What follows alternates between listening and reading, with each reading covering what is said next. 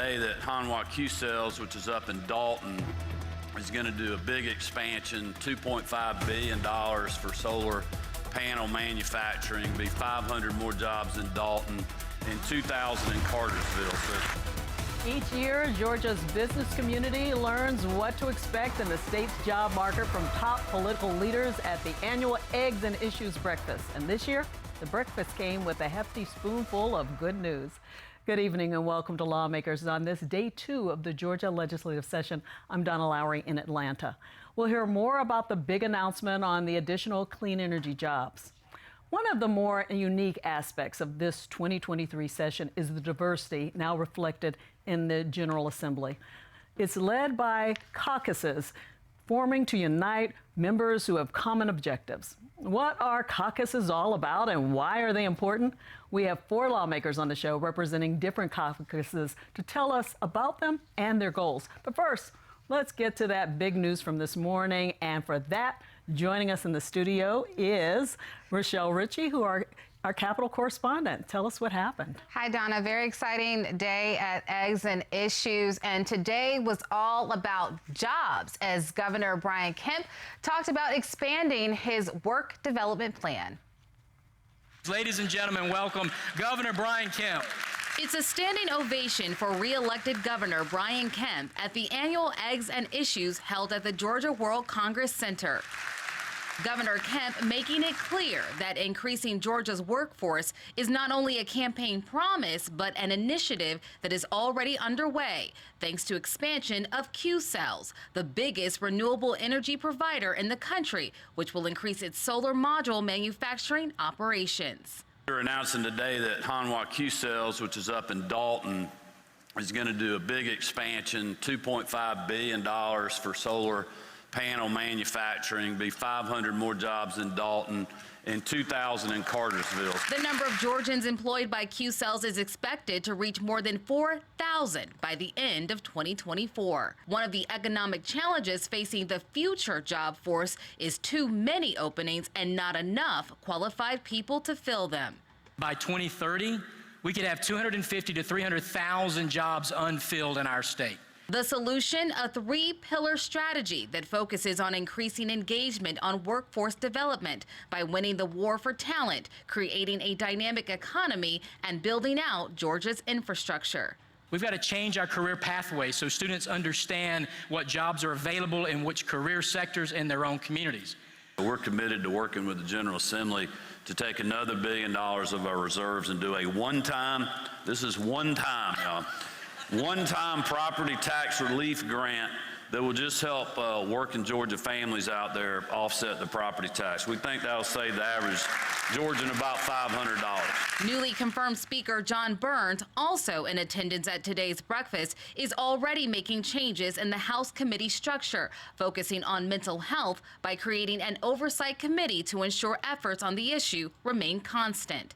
I'm looking very much forward to offering solutions and moving health care forward in this state as we work through this 2023 session and into 2024.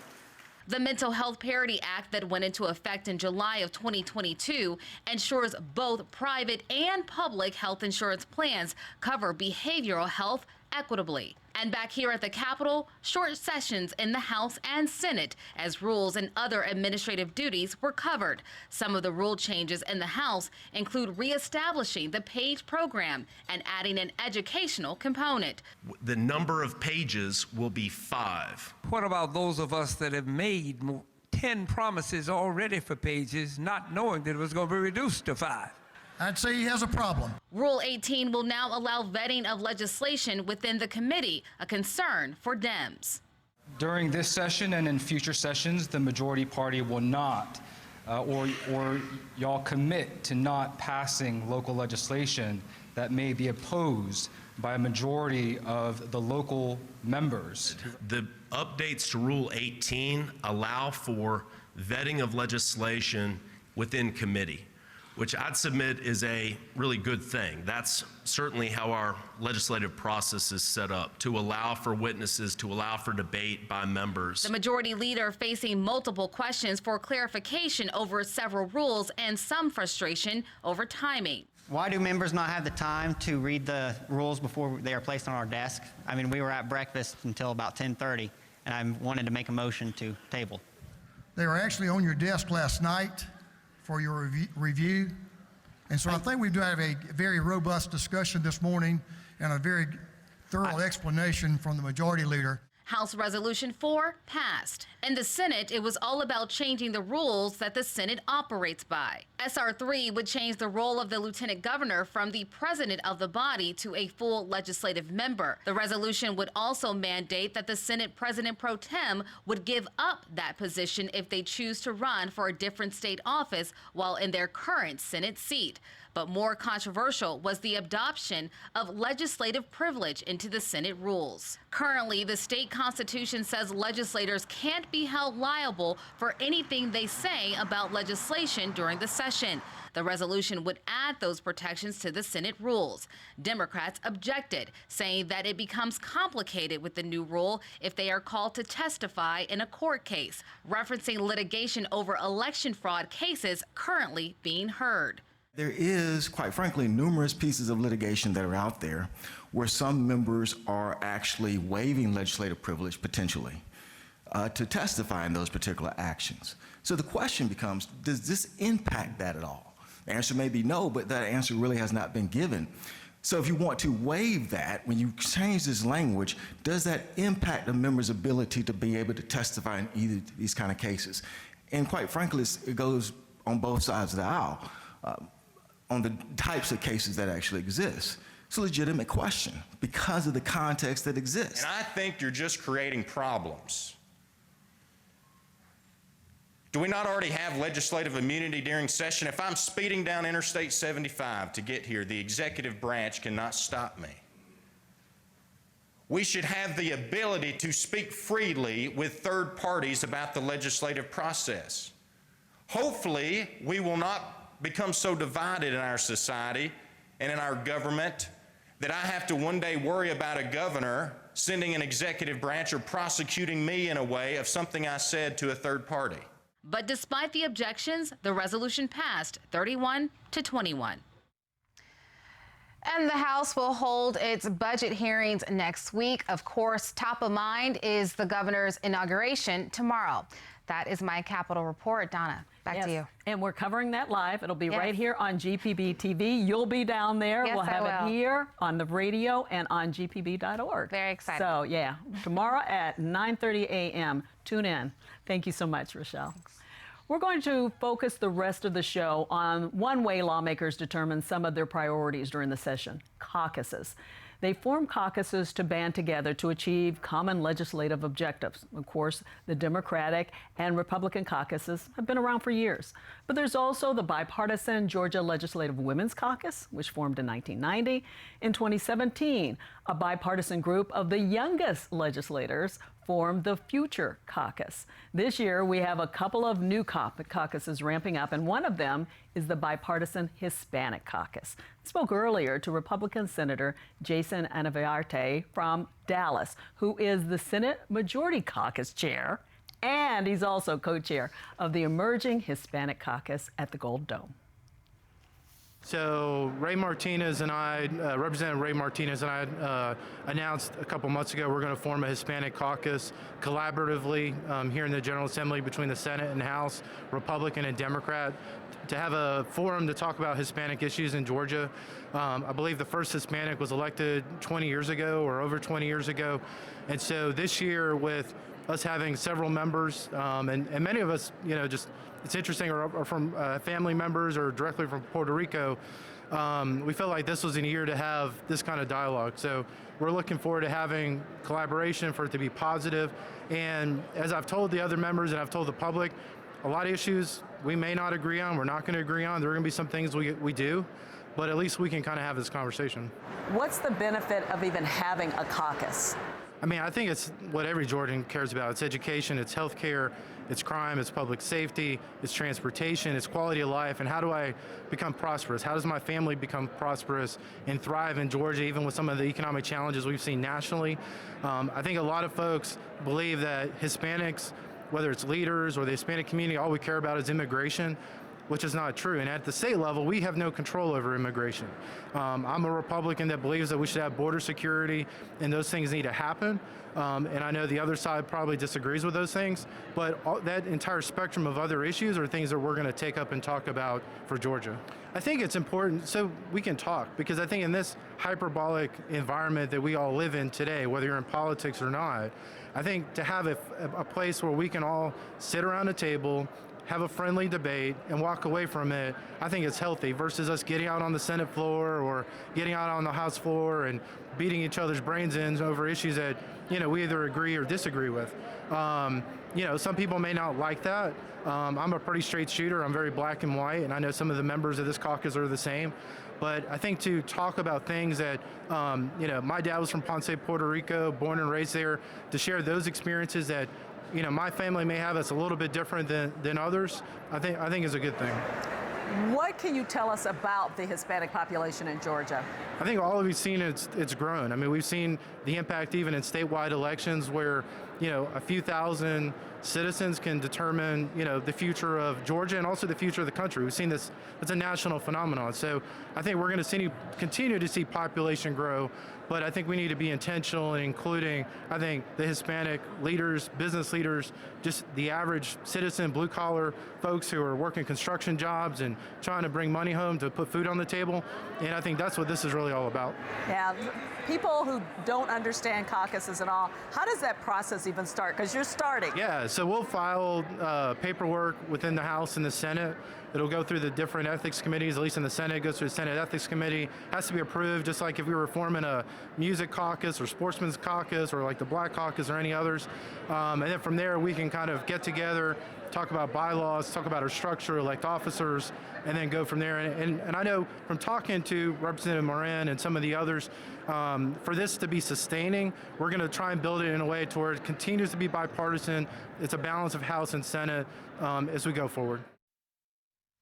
Co-chair of the new Hispanic caucus, Senator Jason Anivarte. And so now we're going to talk about a longtime caucus, the Georgia Legislative Black Caucus. And joining us is the chairman of the Democratic Legislative Black Caucus, Democratic Representative Carl Gilliard of Savannah. So we're happy to have you here. Welcome to Lawmakers. Glad to be here, Donna. So it is one of the largest caucuses in the nation. Talk about that. In the nation, it's 1975, there were about 20 legislators.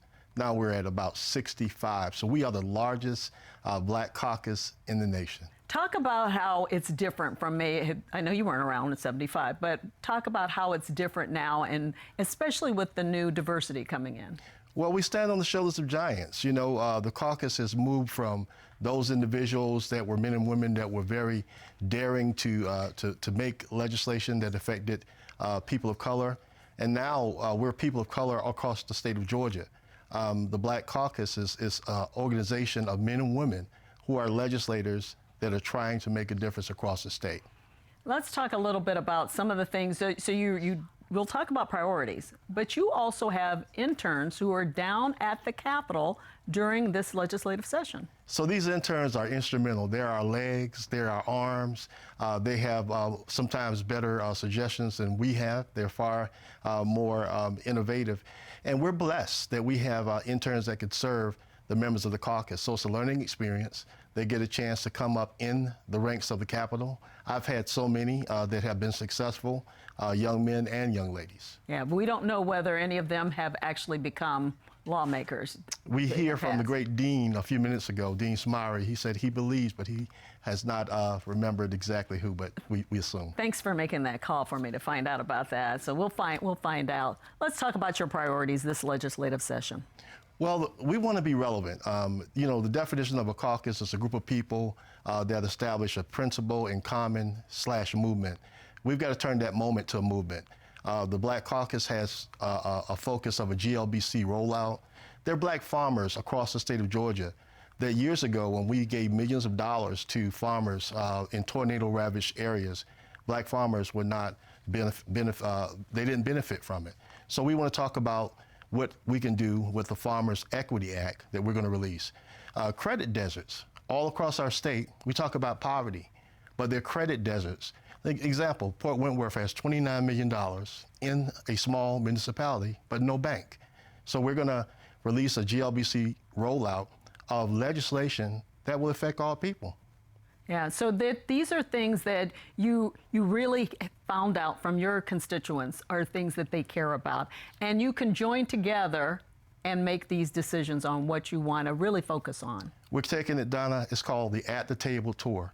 We're going to meet the people where they are. We're going across the state of Georgia, but while we're here in the Capitol, we're going to propose legislation. You're going to find a more proactive Georgia Legislative Black Caucus, laser focus on the needs of the people. And we're excited that this year will probably be one of the greater challenges coming out of COVID. A lot of people are trying to get back on their feet, and our focus is to help them. And with such a large caucus, you have to bring everybody together and try to meet the needs of all the members, don't you? So many gifts of family members and personalities. My focus is to get them involved. And so we've got some great leaders, and we're just going to get them re-engaged. Well, we're glad you're doing it. I'm sure we're going to hear more. We'll have you back on to talk more about it. But thanks for telling us about it. We look forward to it. Thanks for being here. Thank you. Okay. Coming up, we'll learn more about a couple of caucuses, one just getting started and one created last year in Georgia and 9 other legislatures throughout the country. You're watching Lawmakers on GPB TV.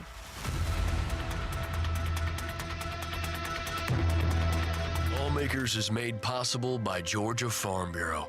With over 80 years of helping everyone understand the importance of agriculture in our state. After all, ag is Georgia's #1 industry.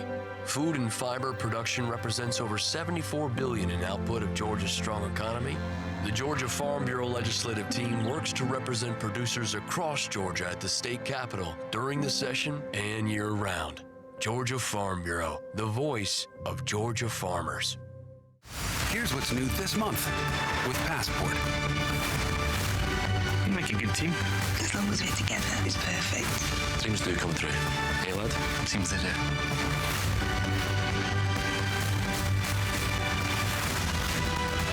Something deeply dangerous is happening here. This is just beginning. These and all your favorite shows are available with Passport. Support your PBS station and stream more with Passport on the PBS app. My heart is racing right now. Fasten your seatbelt. This season we have 21 incredible guests. It's wild. It's really something. And there are so many highlights. I feel like a time traveler. You're uncovering the truth. These are consequential things. Yeah. Mind blown. What do you have? Spies working for you? How did you find this? Oh, look at everybody. You have a DNA cousin. Oh my God! That's Bill Hader. You know him? Of course. I wish my mom could be here to see this. What? That's very moving, actually. Your ancestors came on the Mayflower. I've got history. I feel the presence of all these people. What a treasure. Those are some of the incredible stories of the new season of Finding Your Roots. Tuesday on GPB.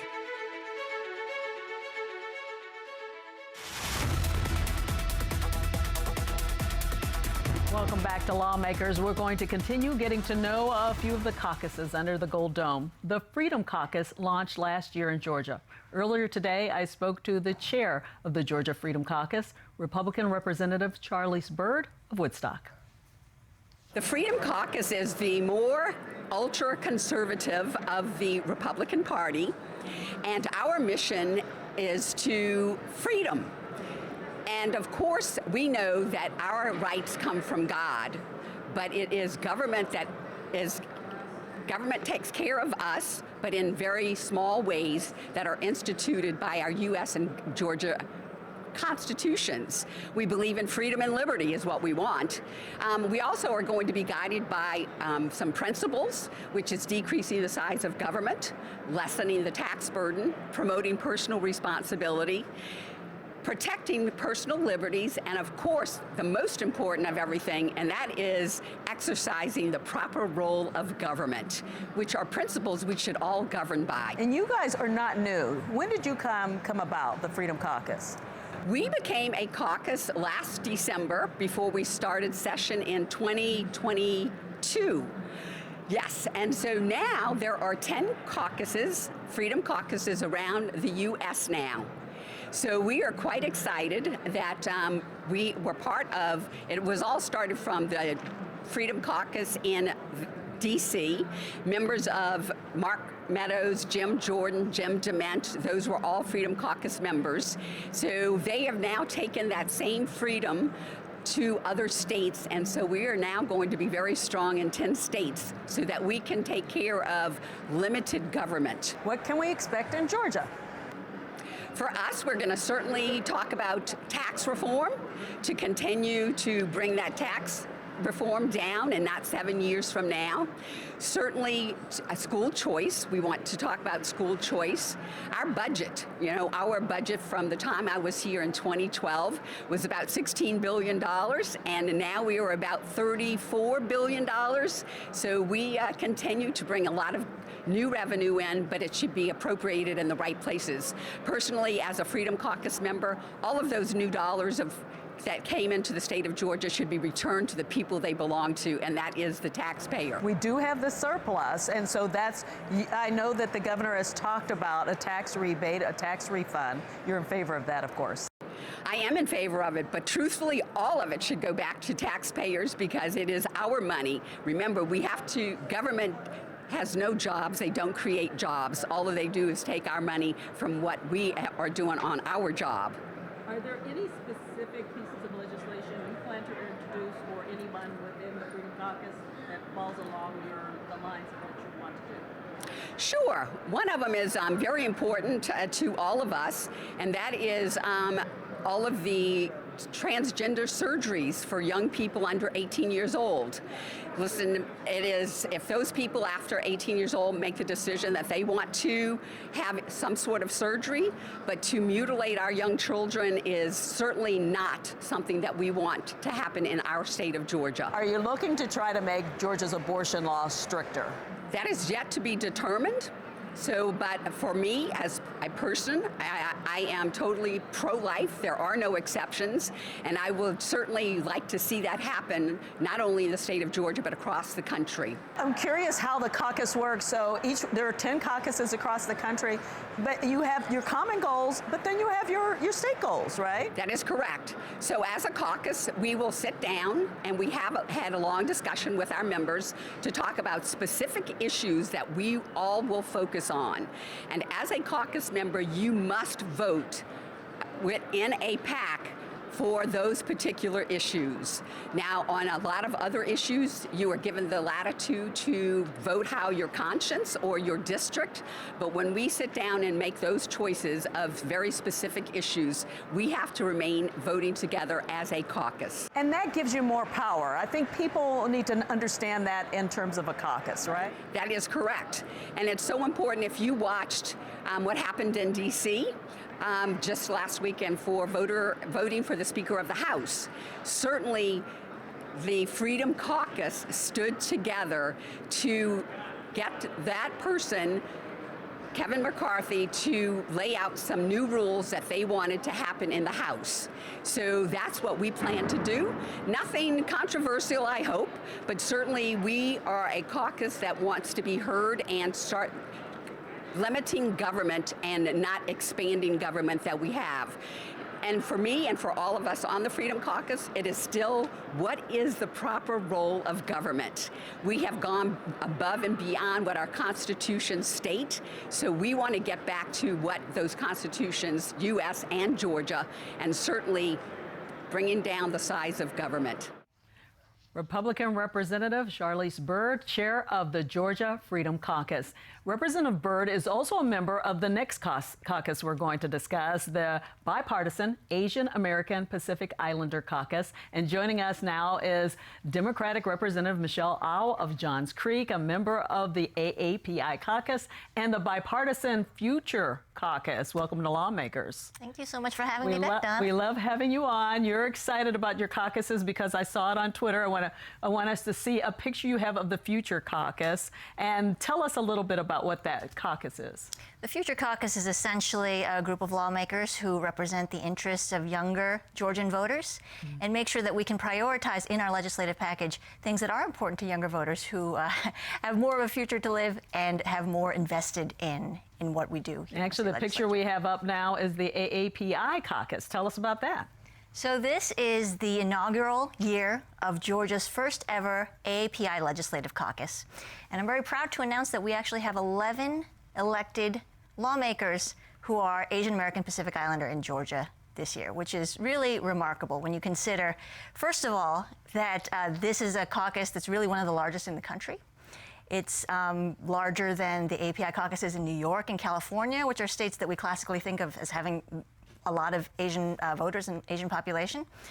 And the other important thing is it's actually doubled in size since how many Asian legislators we had last year. So it really, I think, is emblematic of the ways that Georgia's changing and the way that Georgia's Asian electorate are becoming more engaged in the legislative process. And it's bipartisan. It is bipartisan, and that's a very important thing to note because just like any other minority caucus, not all Asian voters vote the same way. Not all Asian voters come from the same backgrounds, and I think it's important to just look at that picture of our caucus and see how much diversity there is even within the Asian American community. What led you to form a caucus? Well, you were discussing this a little bit with some of our earlier guests, and really the key thing about a caucus is, as you noted, it's important for a group to come together and support some of our common interests and goals. But I think the other thing that we need to note is that it's important as a caucus to represent the voices that maybe don't often get seen or heard or brought up into rooms like at the state capitol, right? So it's sort of our responsibility as members of this community and in forming this caucus to make sure those voices get heard also. So what are some of your priorities this session? Yeah, so we had our first meeting of our Asian American Pacific Islander caucus the first day of session. And as part of that first meeting, we did define some of our bipartisan priorities, right? Because this is a bipartisan caucus, so the things that we work on really have to be things that we all agree on. And I think there actually are a lot of things that we agree are important. The first is the importance of growing the Asian American electorate. We saw in 2020 that the Asian voting population went up by 84%, which is phenomenal. That continues to grow. We saw that in the midterms. And I think that the important thing is as we move forward, as a state in Georgia and as a country really nationally, that every single campaign has as part of their plan, what is your AAPI outreach plan, right, to continue to cultivate this growing voting group. In terms of any legislation, any plans? We have a couple of pieces of legislation that we had talked about, but a lot of the common interests that we have to do with supporting some of our immigrant communities in making sure that access to education, jobs, and economic opportunity are equitably dispersed, and language access is a huge part of increasing that access. And you did have a bill a few years ago that dealt a little bit with some of the language access issues, dealing with maybe the law enforcement community, things like that. Absolutely. I think one of the times I was on your show much earlier was right after the shootings on March 16th of 2021, after which time the informal Asian American caucus at that time, which consisted of just 5 of us, dropped a slate of bills that had to do with some of the issues that we had been hearing from our community. One of them was a public safety bill that had to do with waiting periods for firearms related to the crime that we saw. And 2 of them had to do with language access for interfacing with law enforcement, because in looking at issues of AAPI discrimination and hate, we realized that a lot of these crimes are vastly underreported because of issues with people being reluctant to interface with law enforcement, but also language barriers to not know how to report these crimes. So that was a focus for us then, and it will continue to be for us now. Okay, well, thank you so much for coming on and telling us more about it. I'm sure we'll have you back on, because I know there's some other issues you personally want to talk about that may not be related to the caucus. Absolutely. All right, we'll have you back on. Thank you so much. Thank you so much, Donna. Representative All, you're now senator last time and a representative this time. So that's right. Yeah. Well, you're still working for the people, so that's good. Absolutely. That does it for Lawmakers today. Join us tomorrow for day 3 of the legislative session. But before then, tune in tomorrow morning at 9:30 a.m. on GPB TV, on GPB Radio, on gpb.org for the live broadcast of the second inauguration of Brian Kemp from Georgia State University's Convocation Center. Peter Biello will join me then. See you then.